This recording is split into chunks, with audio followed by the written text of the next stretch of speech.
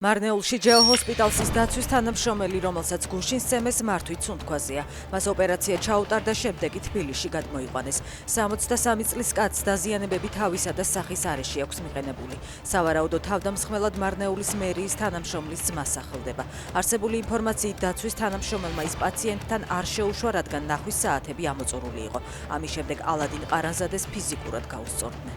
როგორც საქმე მოიტანს, ისე დაინიშნება, ამბობს მიტროპოლიტი ნიკოლოზის სინოდის მორიგის ხდომის გამართვის თარიღზე, რომელიც 24 აპრილისთვისაა დაანონსებული. მღვდელმთავარი არ ეთანხმება საპატრიარქო კანდიდატის ასაკობრივ ცენზს. ადამიანს უთხრა, რომ 70 წლის ხარ და შენი პატრიარქობა ამის გამო არ შეიძლება, გონია, რომ არ შეიძლება, ამბობს მეუფე ნიკოლოზი. მე აქ გამარჯვებისთვის ვარ, ასე უპასუხა ჟურნალისტებს საარჩევნო უბანთან ვიქტორ ორბანმა და დაამატა, რომ ხალხის გადაწყვეტილებას ყველამ პატივი უნდა სცეს.